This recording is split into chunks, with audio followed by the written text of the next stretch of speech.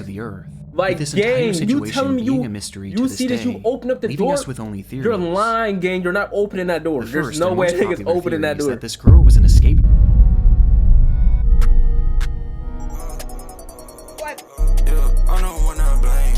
I don't wanna blame. No, I wouldn't change. No, I wouldn't change. I'ma be the same. Even with the fame. I can't fight these hoes. They gon' feel my pain. You in love with him, but that was stupid. Mysteries of the Internet, Volume 1. After this, we're gonna write some other shit. I just have to see this though. I got some suggestions. It's the 22nd of November, 2019. React to whatever you need. A Ring doorbell begins recording as a young girl approaches a home in the Harriet Creek Ranch neighborhood of Texas. It's pitch black out, and the girl is seen all alone, which by itself is strange enough, but it's moments later that this footage becomes truly concerning.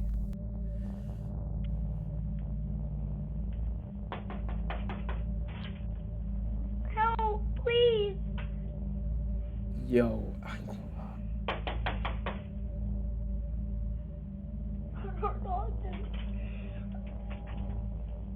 nah, facts, bro. Please help. I'm not gonna lie, in this situation, she was begging for help, pounding her hand against the door. I would feel so bad, but I couldn't answer the door, bro. Just as all the movies I've seen. I would think she's hunted or something. The footage then comes to an abrupt end. Tell me I'm lying, bro. Like, bro, she looks cursed, gang. If I open up my Ring and I'm in a room chilling and I see a little girl, I'm like, yo, I need to go help her. And she's looking like this, nigga. I'm not gonna lie, GG's, bro. She looks hunted. I'm not opening that door, gang. Seconds later, I'm so sorry. I'm not. Time, no one answers that door. And it could be a setup. You're right, bro. It was just too unbearable for the child. I just couldn't risk my life. But this is highly scary, though.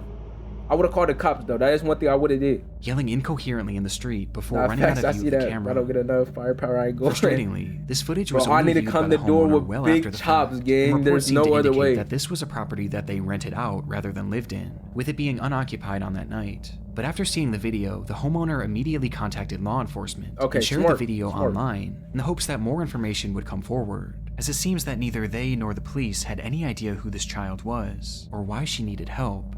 But since these clips were first shared, these questions have still yet to be answered, at least publicly, as there have been no updates from law enforcement. Dang. Along with this, there have been no accounts from neighbors about the incident or any footage from other homes in the neighborhood, perhaps implying that this was her one and only stop of the night. It's like after this footage, this girl dropped off the face of the earth. Like, this gang, you telling me a mystery you see this, you open up the door, us with only theories. You're lying, gang. You're not opening that door. There's no way niggas opening that door. That this girl was an escaped victim of kidnapping, eyes were or perhaps an black, abusive gang. household, and had run to the closest home to ask for help. We've seen situations like this many times before, with the most popular example at the moment being the case of Ruby Frankie, whose son escaped their house and ran to their neighbor. I'm not opening that door. I'm gonna keep it a buck with you. Wondering if you could do 2 favors, taking me to the nearest police station. That's a hell no for me. This certainly falls in line with this girl's behavior, as she was clearly scared about someone or something following her, hence why she kept looking back. And given that there have been no updates to this case, and that seemingly no one else saw her that night, and the cops it would indicate that whoever she was running from had recaptured her shortly after. And what makes this theory even more horrifying, now imagine you would have opened up the door and she would have transformed into some gang. It would have been bad.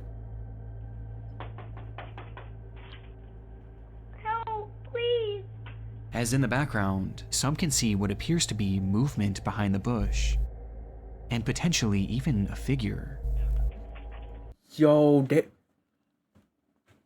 they was using her to lure niggas out. So you would have opened up the door to come help her, and niggas would have ran inside your crib and all that. Yeah, gang. See, she would have had to stay outside. She sound like the old no, bro. I ain't gonna lie, I was thinking the same thing, but I didn't want to be fucked up. Oh no, the table, it's broken. Bro, that's not funny, bro. That's not funny, bro. And this just either so that or to this be the little direction motherfucker that this possessed, girl is looking man. in every time she turns back, almost like she knew someone was hiding there. Which brings us to our second theory. What if a ghost was trying to get her though? That this entire thing was a setup.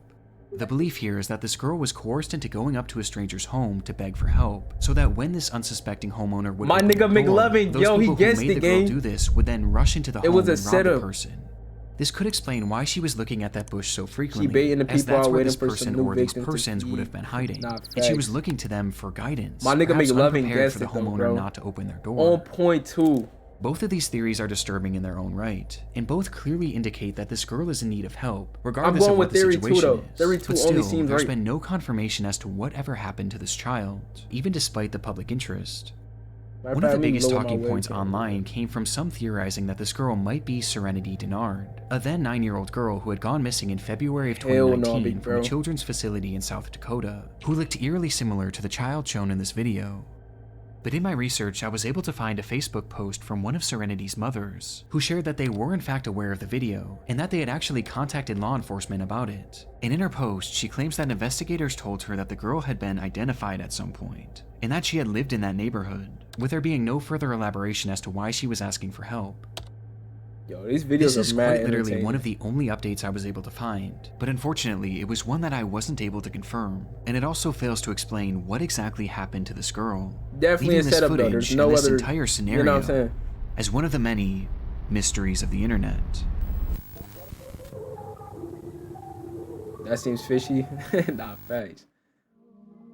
Throughout my time here on YouTube, I've stumbled across some of the most frightening things on the internet. Yo, he got But one some of the discoveries comfiest that scared me videos the though. Fuck most with your boy was over my here own too. personal He fucking information, tough. just out there in the open on random sites that could be accessed by anyone. This is all because of data brokers who sold my information, making private things like my phone number available for anyone to see. But luckily, I was able to combat this with the help of today's sponsor, Aura. I ain't gonna lie, They take care of the hard part. I fuck with your videos, but we're not watching that. Imagine being able to build anything.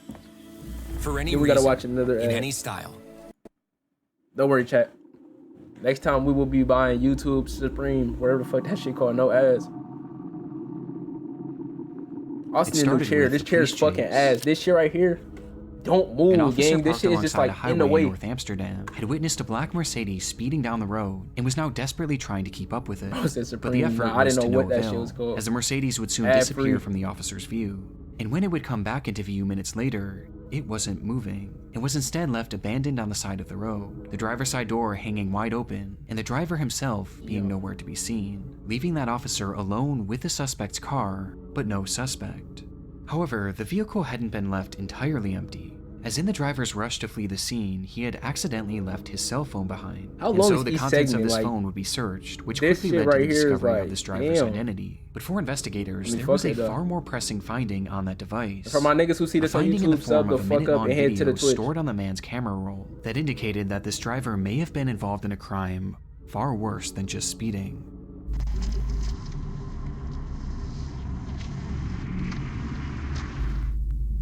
The footage was taken inside a different vehicle and showed an unseen Have you heard driver of holding the up his cell phone Ben alongside Drown? another Nah, man I in ain't the heard of passenger that. seat. The camera Bro, was as a kid, focused I on was the scared car of the in front creepy- them, the with both men creepypasta seeming shit. intent Gang, I on ain't gonna catching lie. up with it. As in the moments before this recording started, something had happened between What's them, the other one? which the men inside That his one car hoe who felt was they had printing to all get over the revenge thing, bro, for. with the long ass face. This disturbing ass voice. What the fuck is this? They referred to this unseen incident as an act of brutality. I by a should group hit y'all men one of inside the these and get out the vehicle. room and by let the y'all looks watch of it by It's likely yourself. that this car had simply cut them off, as there was Oh, a I ain't gonna freshly lie, I gotta closed bring my lane in the nigga- stretch of road at the time, I gotta bring my which nigga, created an my unexpected nigga Stitch over here, merge. gang. And this is most likely what this group inside this separate car I thought look too, scared, big bro. as they were showing no signs of road rage, and were instead just casually driving with the flow of traffic. However, it's clear that the men behind the camera felt differently, as in their minds, what this other driver had done to them was so awful that it was worthy of only one punishment: death. What the fuck?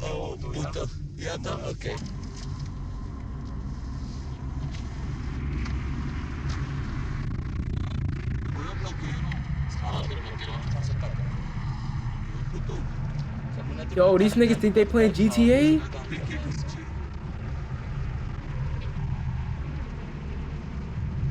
Nah, this is fucking beyond crazy. Yo, this is And so wild. this duo inched their vehicle closer and closer to this anonymous car, while continuing their rambling about this act of brutality. And when they finally positioned themselves next to the vehicle,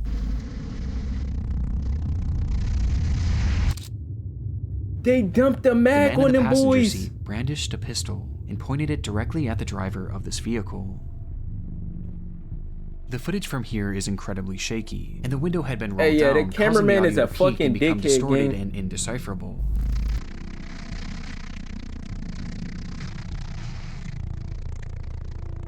Because of this, it's hard to say for sure what happens Yo, next. I would have slowed down the slightly, gun attempts to fire like where the I'm like weapon on their before tail, pulling it back into the and car, crashed they cocking the shit, gang, and revolver kept once it more, pushing, bro. and On some firing GTA again. shit, I would have got out of there, bro.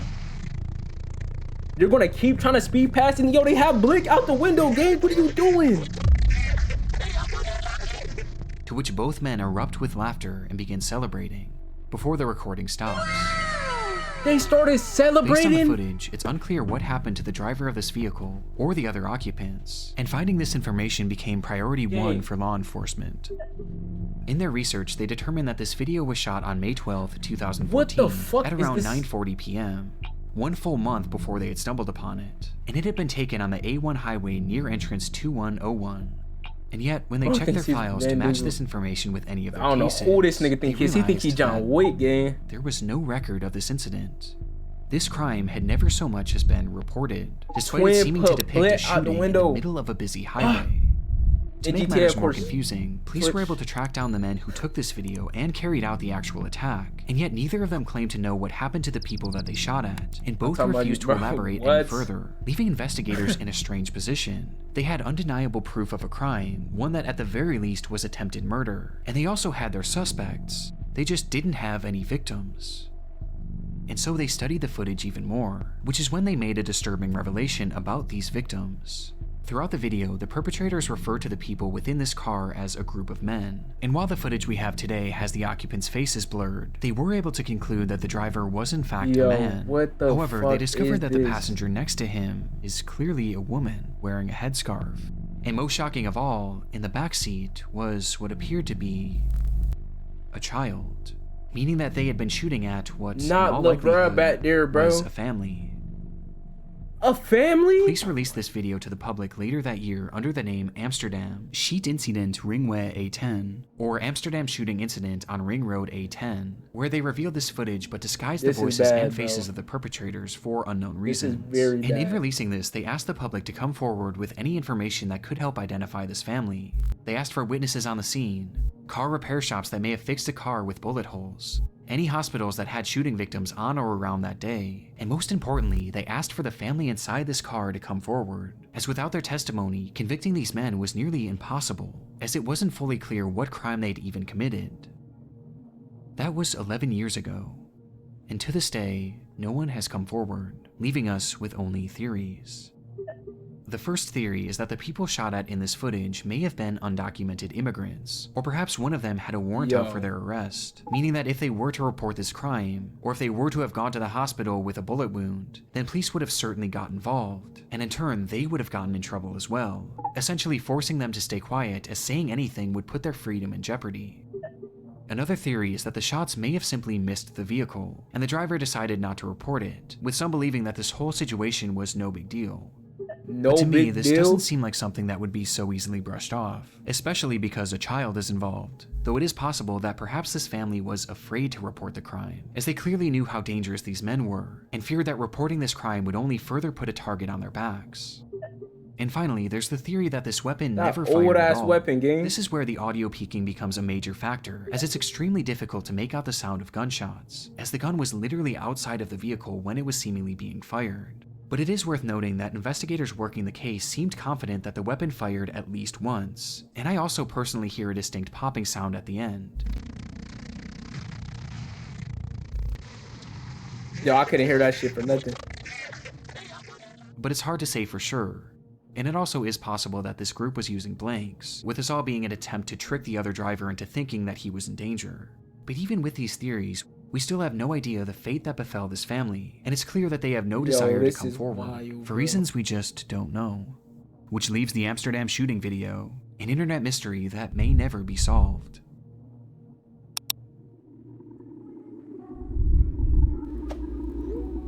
Bro, like, yo, how we go from shooting to supernaturalness, bro? Urgent, I need help, please. We are from BSAS West Zone, Castelar, San Juan neighborhood.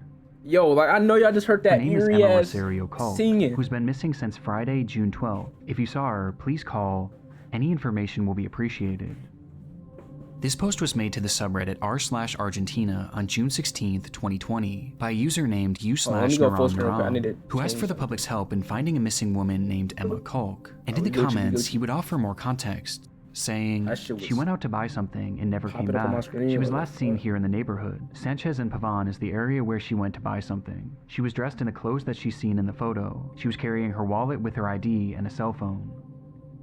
Quickly, the post was inundated with concerned citizens wanting to help in the matter, with the gravity of the situation being made even greater. Hey, I don't know as what they have going on. Had made a similar post, but which they better not bring that that shit near me. Was actually his mother. This revelation only made the post more important, as people left comments offering support and encouragement, with many even providing advice on how he could potentially track her down, to which Naram seemed genuinely grateful. Across the entire internet, this seems to be the first post ever made on Emma's disappearance, but it would be far from the last, as people spread this information far and wide almost immediately after Naram's post, which was also followed by several local news reports, which proved that Emma was in fact a real person and was in fact missing, with these articles mentioning something that her son had not.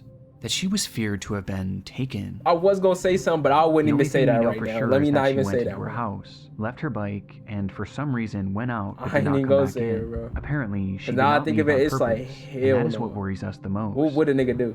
Things were clearly very concerning, and the tension of the situation only increased as the day passed. I'm not gonna lie, that's bad. With Naram vowing to keep everyone updated on the status of the search. And sure enough, right after this update, Naram's missing mother would finally be found. The worst news, Emma Rosario Kolk was murdered. She had been missing since June 12th. Her son killed her with stab wounds and then buried her in the backyard of his house. He was arrested. Rest in peace, Emma. Emma Kolk had been found dead, murdered and buried in her own backyard, with the perpetrator allegedly being her own son, Daniel Kolk, who had confessed to stabbing her once in the chest and then twice in the head before burying her body in the backyard, with a motive never being given.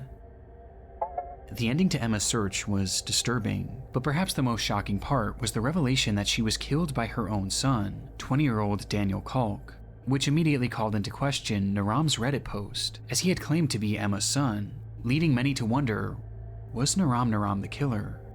And so, desperate for clarification, someone commented, "By any chance, are you 20 years old?" To which Naram actually responded, writing simply, 25, before eventually leaving the following explanation. "Apparently, it was my brother. That's what the police said when they declared the crime." This would mean that when Naram had been making these pleas to find his mother, in reality, not only was she already dead, but she had been killed by his own brother and buried in their backyard. It's one of the most chilling things I've ever come across on Reddit, but the intrigue of this case doesn't exactly end here, as there was something about Naram's story that wasn't quite adding up.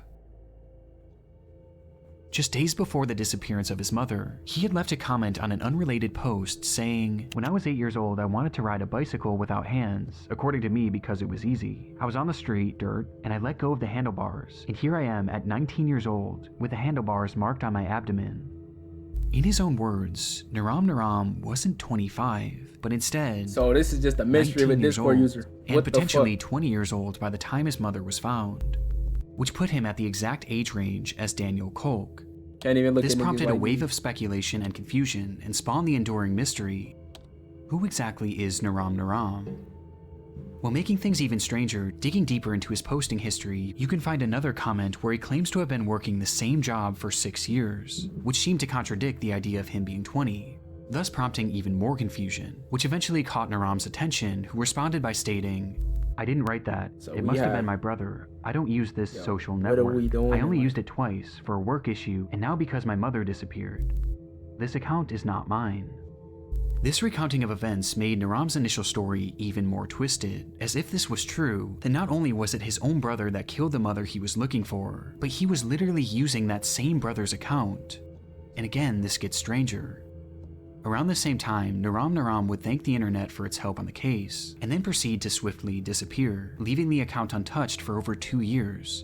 But this silence would be broken in 2022 when they suddenly returned, with their posts being slightly unhinged, gloating about their internet status and bizarrely lashing out at random users who questioned him on his past and present motives. And in these ramblings, he would drop the bombshell that he wasn't actually Emma's son. He now claimed to be Daniel's best friend. writing that he allowed Daniel to make the post on his account to spread the news about his mother's disappearance, which he was completely unaware that Daniel himself had caused. This was the last real update in this case, this shit and it only threw more fuel like on the fire of this mystery, with people wondering what version of events, if any, were true. I said that word terrible as fuck. When I hear about this case today, many seem to believe that the entire time, Naram was actually Daniel Kolk, and he had made this post to make it seem like he was searching for his mother, and perhaps to even use any given advice to help conceal what he did. As remember, many were offering suggestions on how to find her, which Daniel in turn could have used to essentially do the exact opposite, to help make sure that she was never found.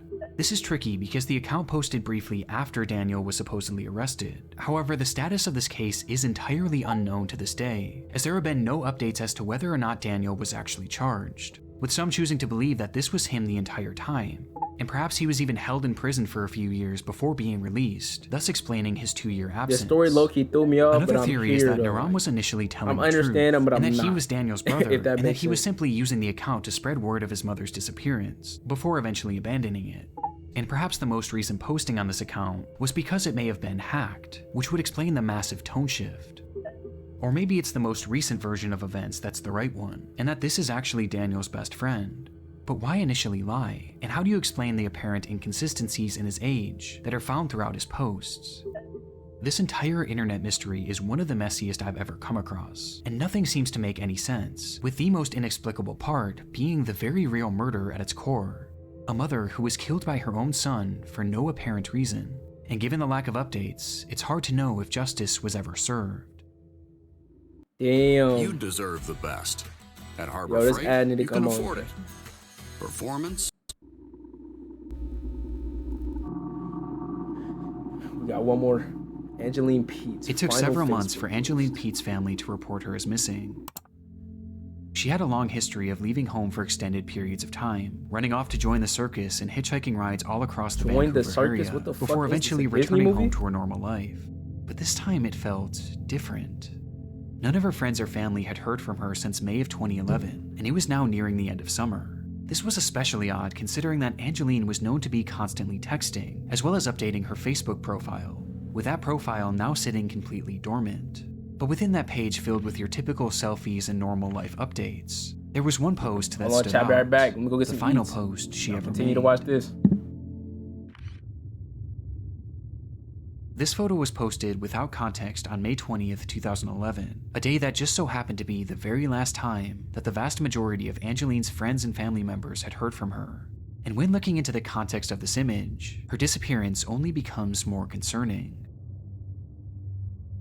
That night, Angeline had been drinking with her fiancé Robert Calden in downtown Vancouver, and while the two were waiting to catch a ferry back home, something had sparked an argument, which eventually led to a full-on physical altercation. This fight caused such a stir that eventually police would arrive on the scene, where they noted that Angeline's lip had been busted, leading to them placing Robert under arrest. Though in the end, no charges would ever be filed, as Angeline refused to give officers a statement and instead insisted on just going home, which led to the whole thing seemingly being dropped. It was directly after this that Angeline would post this photo to her Facebook account without any sort of context, before proceeding to disappear into thin air. Her motivation for doing this isn't 100% known, but one could assume that she was trying to make a record of this attack, perhaps in case something were to happen to her. The timing of this is more than a little suspicious and paints a horrifying picture of the potential fate of Angeline. That she had been murdered by Robert Calden as a result of their fight on the 20th of May. It's a case that seems as straightforward as it is disturbing, but that's only on the surface, as there was another factor at play here, as when the police stopped this couple from fighting on that fateful night, Robert wasn't the only one facing jail time.